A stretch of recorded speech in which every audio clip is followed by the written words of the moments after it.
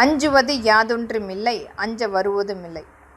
அனைத்திந்திய அண்ணா திராவிட முன்னேற்றக் கழகத்தில் எங்களுடைய நம்பிக்கை, எங்களுடைய இரத்தத்தின் இரத்தமான மாண்புமிகு மரியாதைக்குரிய டாக்டர் எம்ஜிஆர் ஐயா அவருடைய வழியில் அவரை விட ஒரு 10% மக்களிடத்தில் அதிகப்படியான நம்பிக்கையை ஏற்படுத்த வேண்டும் என்று நான் உழைத்து கொண்டிருக்கின்றேன். மற்றவர்களும் உழைத்து கொண்டிருக்கின்றார்கள்.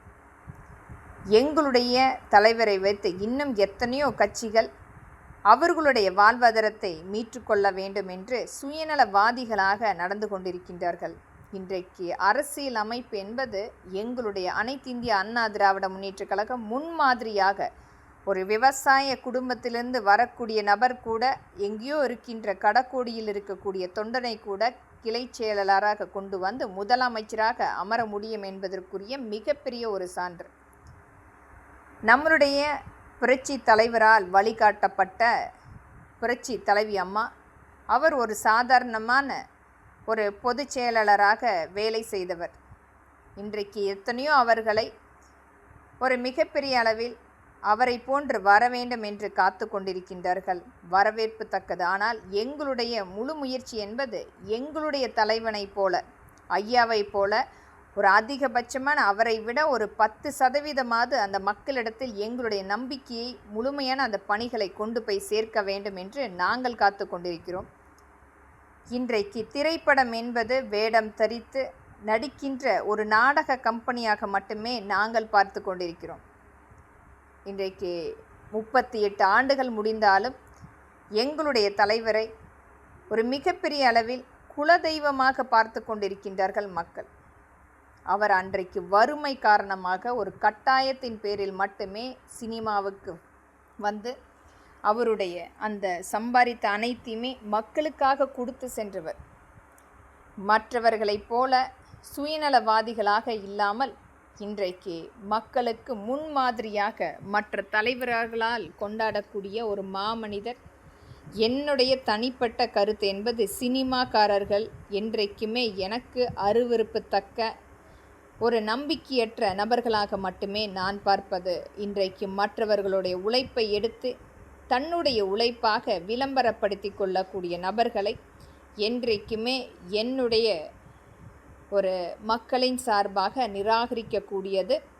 மக்கள் எளிதாக பேசக்கூடிய நபராக இருக்க வேண்டும். மக்களுடைய அந்த கஷ்ட நஷ்டங்களை தெரிந்து கொள்ளக்கூடிய நபராக இருக்க வேண்டும். மக்களோடு சேர்ந்து இயல்பாக வாழக்கூடிய நபராக இருக்க வேண்டும். ஒரு முன்மாதிரியாக இன்றைக்கும் எங்களுடைய தலைவரை போல இயல்பாக இருக்கக்கூடிய நபர்கள் மட்டுமே அங்கீகரிக்கக்கூடிய தலைவர்கள். வரக்கூடிய நாட்களில், இனி வரக்கூடிய நாட்களில் இந்த அரசியல் அமைப்பு தேர்தல் என்பது ஒரு சாதாரணமான அந்த வாக்குப்பெட்டி வைத்து வாக்கை மக்களிடத்திலிருந்து பெற்றுக்கொள்ள அச்சிட்டு வாக்களிக்கக்கூடிய ஒரு அமைப்பு ஏற்படுத்த வேண்டும். அதே நாட்களில் முழுமையாக அந்த வாக்கை எண்ணுவதற்குரிய அதே தொகுதியில் அமைப்புகள் கொண்டு வர வேண்டும். இன்றைக்கு இந்தியாவையே முழுமையாக ஆள வேண்டும் என்று ஒரு ஆக்கிரமிப்பு பாசிசம் அரசியலாக வந்து கொண்டிருக்கும் மறைமுக நம்முடைய தமிழ்நாட்டினுடைய எதிரியாக இந்த மோடி ஒரு மிகப்பெரிய அளவில் சாதுரியமாக வெஸ்ட் பெங்கால் மற்றும் புதுச்சேரி, தமிழ்நாட்டில் மற்றும் அஸ்ஸாம் போன்ற அனைத்திலுமே மாற்றி வைத்து தன்னுடைய ஆளுமையை டிஜிட்டலைஸ்டு கொள்ளை நடந்து கொண்டிருக்கிறது. இது டிஜிட்டலைஸ் கொள்ளை வாக்குப்பெட்டியில் மட்டுமல்ல, இது ஒவ்வொரு வங்கியிலும் மிகப்பெரிய கொள்ளை நடந்து கொண்டிருக்கிறது. ஒரு மிகப்பெரிய ஒரு திருடனை இன்றைக்கு நாம் பிரதமர் மந்திரியாக அமர்த்தி மக்களுடைய அந்த வாழ்வாதாரத்தை சிறிது சிறிதாக கரையானாக அரைத்து கொண்டிருக்கிறது. இவர்களுக்கு வேண்டியவர்களை முதலமைச்சர் பதவியில் அமர்த்தி ஒரு மிகப்பெரிய அளவில் நாடகத்தை நடத்தி கொண்டிருக்கிறது. ஆனால் இன்றைக்கும் அது தெரியாமல் திராவிட முன்னேற்றக் கழகம் அதனுடைய பினாமி என்று உரிமை கொண்டாடி கொண்டிருக்கிறது. அனைத்துமே வரக்கூடிய நாட்கள் என்பது மக்கள் தீர்மானிக்கட்டும். மக்கள் மட்டுமே நம்மளுடைய நம்பிக்கை, நம்மளுடைய மிகப்பெரிய அவர்கள் மட்டுமே நமக்கு முன்மாதிரியாக.